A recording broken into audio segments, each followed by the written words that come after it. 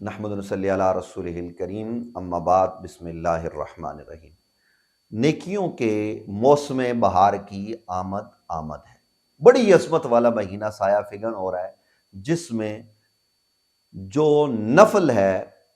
اس کا ثواب فرض کے برابر، فرض 70 فرائض کے برابر، تھوڑا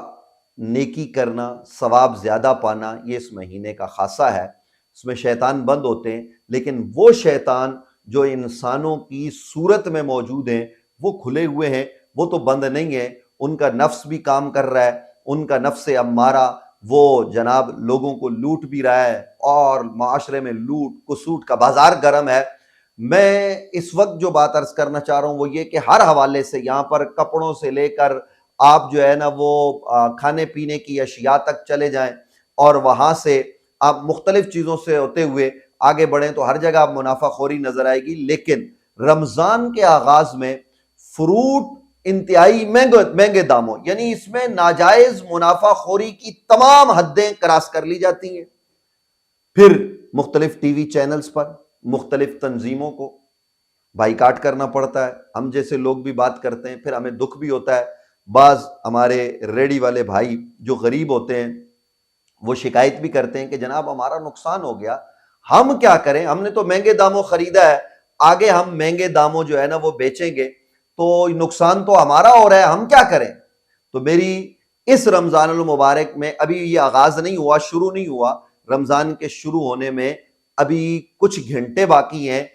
یعنی آپ 48 گھنٹے سے زائد کا عرصہ باقی ہے۔ اگر جو ہے نا وہ چاند پیر کی شام کو نظر آتا ہے، اور اگر نظر نہیں آتا تو یہ عرصہ 72 گھنٹے پر محیط ہو جائے گا یا اس سے بھی زائد ہو جائے گا۔ تو اتنا عرصہ پہلے میں آپ کے عرض یہ کرنا چاہ رہا ہوں، یہ جو ہمارے غریب بھائی ریڑی والے ہوتے ہیں کہ یہ مہنگے داموں کسی جگہ سے،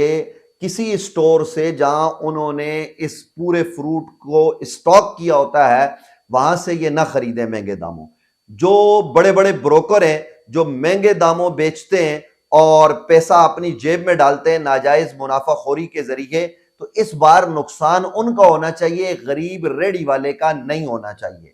ہاں، اگر وہ لوگ سیدھے راستے پر صراط مستقیم پر گامزن ہوتے ہوئے انتہائی جائز منافع کے ساتھ کاروبار کرتے ہیں تو اس کی تو شریعت میں اجازت بھی موجود ہے، اور چیک اینڈ بیلنس یہ حکومت کی بنیادی ذمہ داری ہے۔ وہ جب ذمہ داری پوری نہیں کرتے تو پھر شہری بائیکاٹ کرتے ہیں، جس کے نتیجے میں غریب ریڑی والوں کا نقصان ہوتا ہے۔ تو اس دفعہ بجائے اس کے کہ روزہ دار پاکستان کا شہری بالخصوص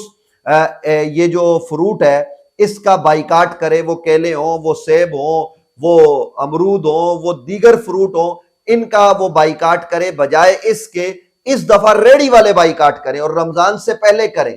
یہ اتوار پیر کے دن بالکل فروٹ نہ خریدیں، اور یکم رمضان المبارک کو بھی نہ خریدیں، اور ان کو پیغام دیں کہ بھائی فروٹ آپ ہمیں سستا دو گے تو ہم آگے بیچیں گے۔ چونکہ میں ریڑی والے بھائیوں کو بچانا چاہتا ہوں، اس لیے میں نے یہ ویڈیو میں بات آپ کی خدمت میں عرض کر دی۔ پچھلے سال ہم نے ٹی وی چینل پر جب بائیکاٹ کیا تو بے شمار ریڑی والے غریب بھائی روتے ہوئے ہمیں فون کرتے تھے، جناب آپ لوگ تو ٹی وی پر بیٹھ کے بائیکاٹ کرتے ہیں، نقصان تو ہمارا ہو گیا، دیکھیے ہمارے کیلے گل گئے، ہمارا جو ہے نا وہ سیب خراب ہو گیا، ہمارا یہ فروٹ خراب ہو گیا۔ تو اس کو خرابی سے بچائیے، اور اس دفعہ آپ بائیکاٹ کیجئے اس وقت تک کہ جب تک آپ کو سستے داموں نہ ملے، اور یقیناً آپ کو سستے داموں ملے گا، کیونکہ کب تک وہ اس کو اسٹور میں رکھیں گے، وہاں تو وہ گل سڑ جائے گا۔ تو یہ میری ریڑی والے بھائیوں سے گزارش ہے، اور ویسے عمومی طور پر سب سے گزارش ہے کہ خدا کا واسطہ ناجائز منافع خوری سے پرہیز کر کے